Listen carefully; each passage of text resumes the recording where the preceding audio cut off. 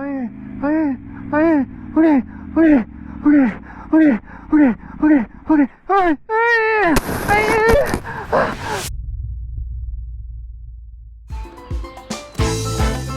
San Lucas is a busy resort town that is popular with tourists and cruise ships and is exactly the type of place that I like to avoid. So I decided to ride up to San Jose de Cabo as recommended by Louis, my motorcycle tour guide from yesterday. Well, this is Cabo San Lucas, and this is the end of my trip. My goal was to come to the end of Baja, so I'm at the end of Baja. I've been running around here trying to find some kind of like quintessential Mexican looking thing that I could film a conclusion in front of, and I can't find it. I was hoping to go to the marina there, but I can't actually access the marina directly, so I've like been driving around here for like last half an hour in the heat trying to find like maybe I could film in a Starbucks. Hard Rock Cafe, what the hell? Hey, there you go, I'll film it at Cabo Land. That's a quintessential Mexican place. San Jose del Cabo is known for its sandy beaches and colonial buildings and has a far more authentic atmosphere compared to its livelier neighbor. See, this is what I think of when I think of Mexico. Look at this place. This street is fantastic. And look at this humongous Mexican flag. Look at that. Can you see that? That is one big ass Mexican flag. Can I park on the end here? Let's park anyways and see what happens.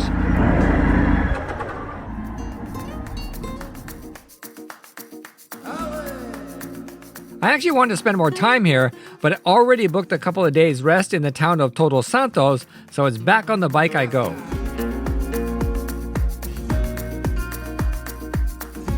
Arriving in Todos Santos, I am once again presented with ultra confusing directions from my Airbnb host. I don't know what it is about Airbnb and Mexico hosts, but this seems to be a recurring theme throughout this entire trip and makes me really regret using Airbnb instead of just booking a hotel. Okay, so that can't be it, because that's like literally in the middle of the street. See, whatever that is between De Golago and, so it's between two streets. Between two streets. Like, how is that useful? This is the kind of shit that I've had to deal with this whole time, is the directions and instructions that they give you are just garbage. Haven't Mexicans ever heard of like, hey, I'm at 575 Howe Street or Main Street or something like that? Maybe they don't have addresses here. I want to pet this dog. Is this dog friendly? This dog is friendly. Hey buddy! Hey buddy, you're so cute! You're so cute. I think you just pet Mexican dogs all day. That's what I want to do. That's what I want to do. ¿Dónde este Digolado?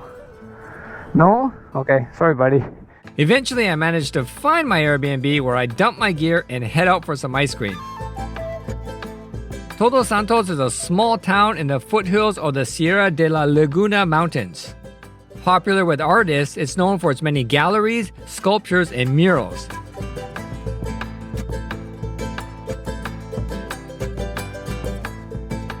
The Hotel California is a popular tourist attraction, even though it has nothing to do with the famous song. In fact, the band tried to sue this hotel to try to change their name.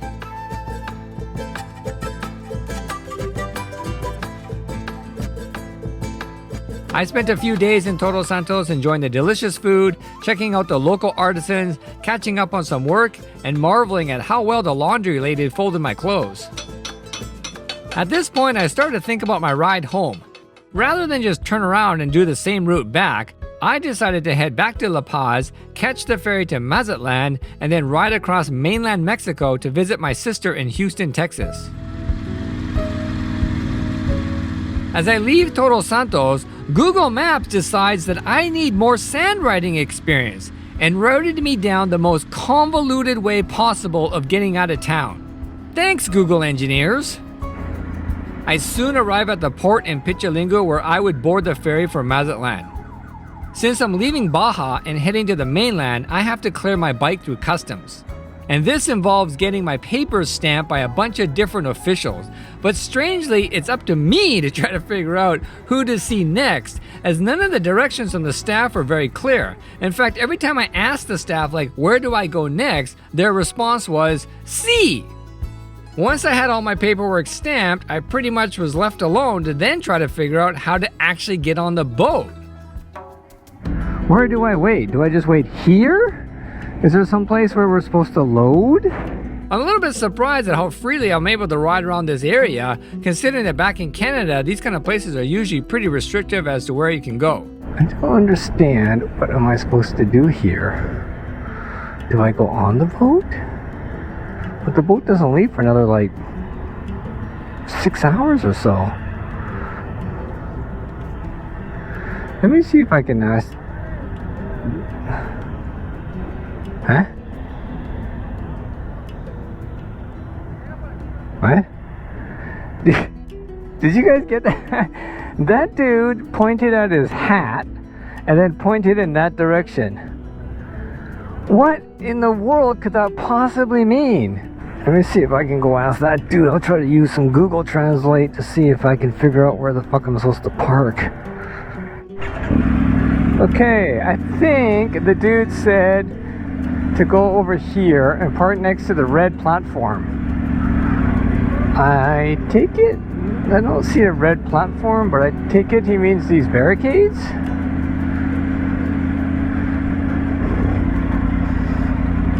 I think he means here? I guess that's my boat. I can never figure out what the tapping of the head and pointing at the building meant, but eventually it was time for me to board.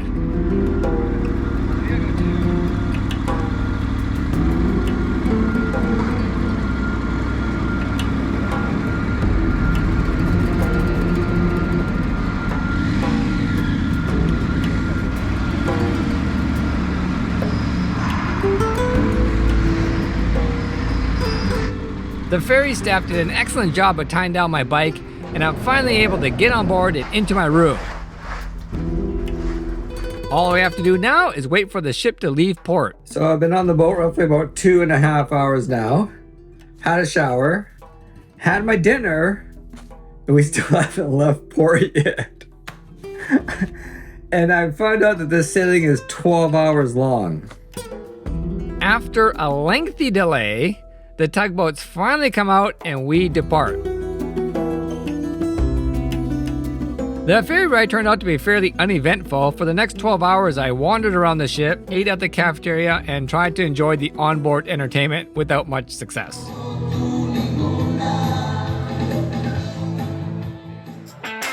The next morning, we arrived at Mazatlan, and after another lengthy delay, we were allowed to deboard. Now, once off the ferry, I'm eager to get going as I have a long day of riding ahead. Later, bro! That guy's riding from Edmonton to Mexico City.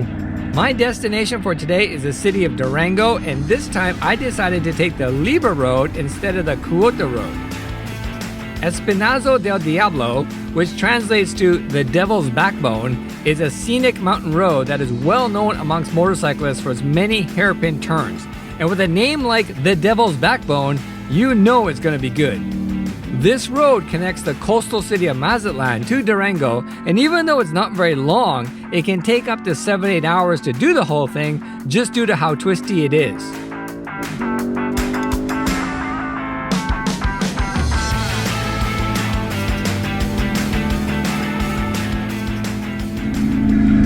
That's interesting. I wonder where I should go.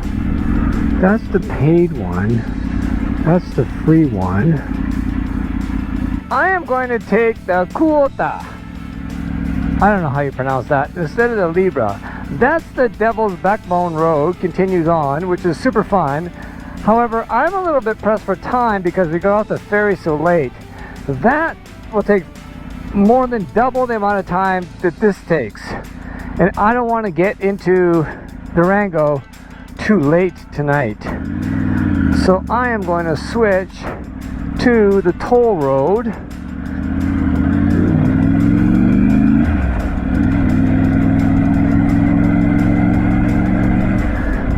Which is this one here. Highway 40D is the Cuota, or the toll road, and with 115 bridges and 61 tunnels, it is one of Mexico's greatest engineering feats. Unfortunately, they forgot to install light bulbs in some of the tunnels because they were incredibly dark. Holy shit, that's dark. I can't see in here. Holy crap. There's no light in here.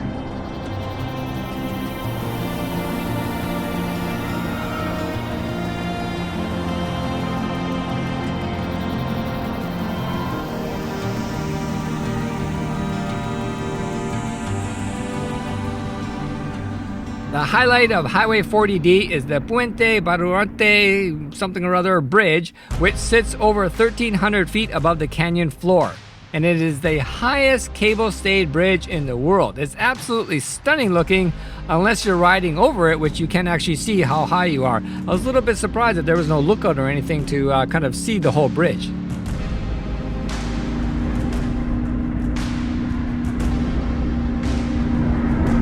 Yikes, it's dark. No light in here. Why don't they put a light in the tunnel?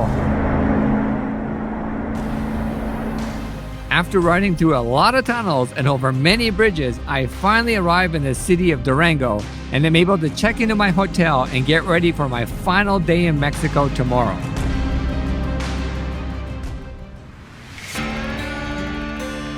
Next day, I am up early to try to get a head start on the Mexican heat. I have a long day ahead of me as I plan to ride from Durango all the way to the Mexico-US border crossing at Reynosa. I'd read a lot of reports about how bad the Mexican roads are, but on this trip I find them to be excellent, definitely on par with US highways, but with the added benefit of no traffic. Although I am surprised at how many toll booths I'm encountering. It seems like every few miles I'm having to pay yet another toll, and all of them have different prices. Gracias. Which is odd because, I mean, basically you're just paying to ride the road. The road doesn't change. I don't know why the price changes. See how they pull over onto the side to give you room to pass? You just have to do that. I mean, these guys are just fantastic. Awesome stuff. You know, I have found the drivers in Mexico overall very good.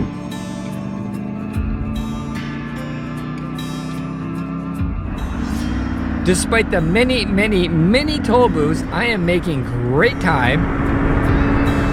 And of course, being that I'm Canadian, I have to stop for snacks at Tim Hortons. One thing I do like about riding in Mexico though is the relaxed attitude towards traffic laws. There was no way I was gonna wait in this traffic jam with temperatures approaching over 35 degrees. I soon arrive in the border town of Reynosa, and the first thing I have to do is clear my bike through customs. I think this might be it here. Customs and immigration. Go for it until the line clears. I gotta get my paperwork out. I need to get it stamped, I think. That was a lot easier than I thought. I basically went, that dude, he checked my VIN, said, okay, you're good to go. Went in there, guy looked at my papers. They don't look at all the papers I had, which I was kind of surprised at. They just look at like one of them. They're like, yeah, good, stamp my passport, and that's it. Clearing my bike through customs is actually the easy part. The hard part now is waiting in this line to get to the border checkpoint. Now do I gotta sit in this lineup for like the next hour or so in the baking hot sun? 1 hour turns into 2, which turns into 3, as the line moves at a glacial pace towards the border. With temperatures approaching 41 degrees, I start to worry that I might just pass out from heat stroke before I even get to the border.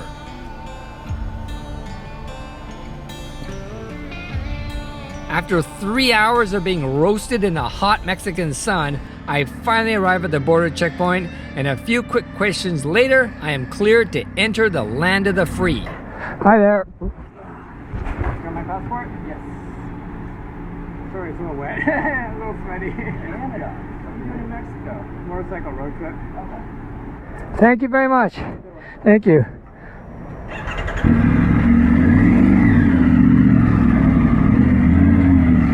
Okay, that was quick. That guy was awesome. Actually, he was pretty friendly, professional, efficient. Is this it? Is this the land of the free? Did I make it into America?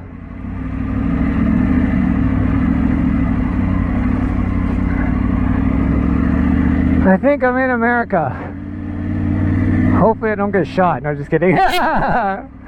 Holy shit, that took a long time. I didn't realize Texas was so tropical. Like, the palm trees. I always associate that with California. Actually, I have no idea about Texas. I don't know anything about it. All I know is it's a very large state. They like George Bush. That's about it. Didn't know it was so California looking. At this point, I seriously need to cool down, and what better way to do so than at one of America's finest eateries?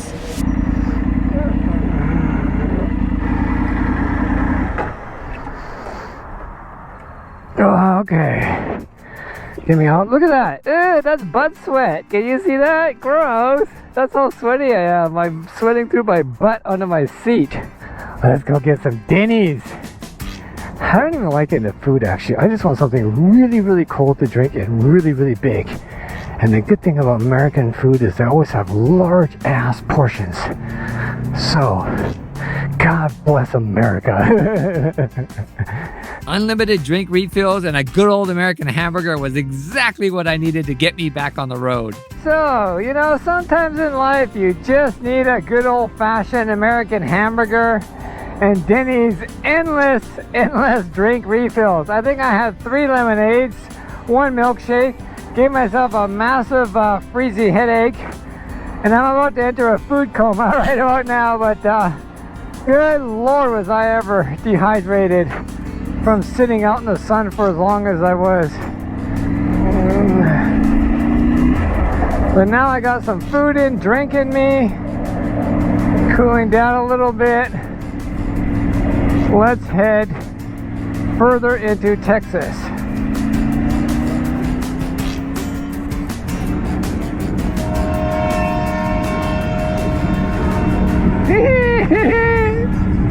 That's awesome! I love it!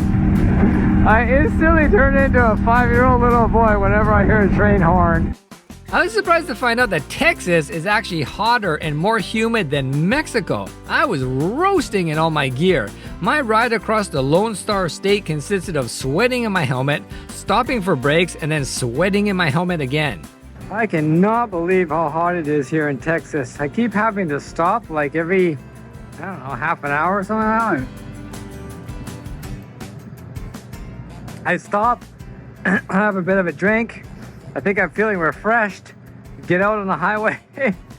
Within 10 minutes, I want to stop again. It's going to take me hours to get to my sister's place.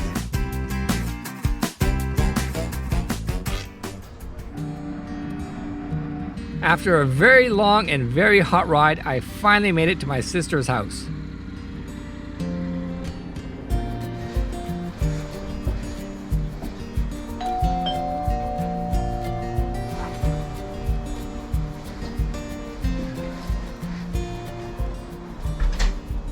Hey buddy, what's up? How you doing? How'd your car ride go? My motorcycle. Well, yeah. Hey, how you doing? Hey, Good man, to see you. Good to see you. How's it going? Good. Come on in. I spent the next few days relaxing with the family. My nephew helped me wash the bike, while my niece introduced me to the fantastic desserts at Chiller Bees. What flavor did you get? Lemonade and watermelon. And then we all went out to the local game center.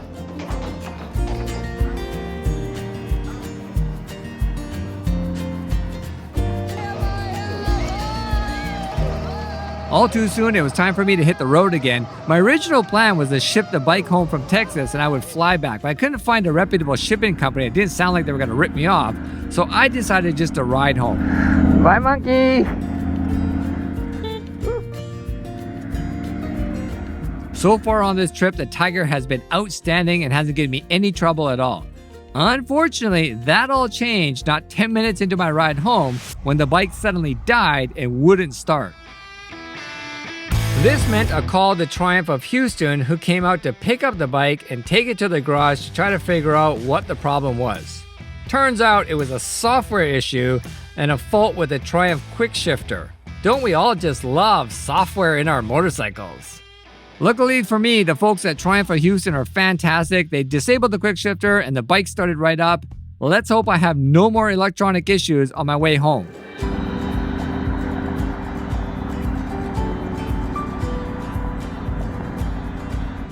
I'm pretty eager to get going at this point because I have a 2,500 mile trip home all on the highway.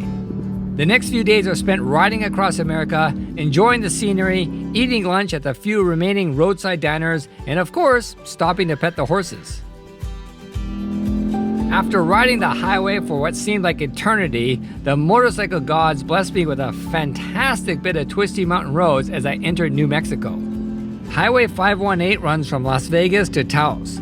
Not Las Vegas, Nevada, but rather Las Vegas, New Mexico. Don't get those two mixed up when you're planning your holiday, otherwise when you arrive here, you're going to be in for a big surprise because this place only has a population of 13,000 people. But what it does have is a fantastic motorcycle road.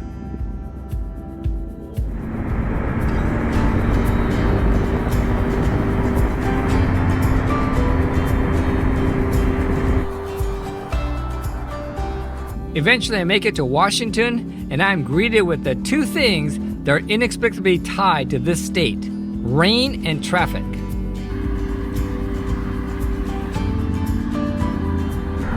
Oh man, Washington, what are you doing to me? Is Washington trying to prevent me from catching this ferry? First, it's rainy, cloudy, miserable day. Second, endless traffic jams. You know, I just had a thought. It's pretty windy today. It's been windy all day today. And sometimes when it's windy, they actually cancel the sailing because the seas are too rough. And this particular boat is older than the BC ferries, the one that goes between Vancouver and Victoria.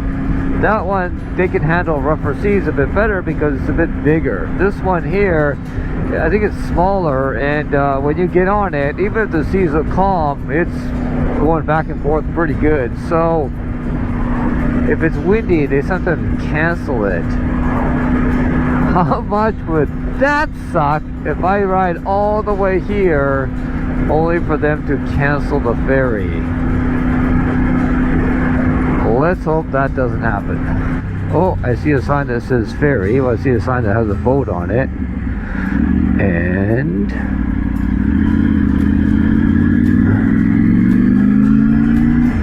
oh God, I hope I can get on. This is it here. Passenger and vehicle. Oh, let's cross our fingers. Let's hope they have space.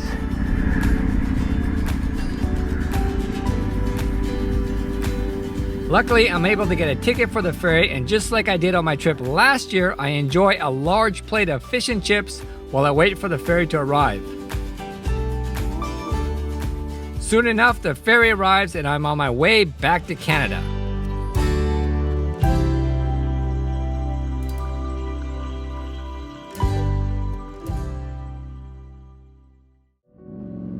Over the past 3 trips, I have journeyed over the majestic Canadian mountains, ridden alongside icy blue waters, and enjoyed the twisty roads of southern BC.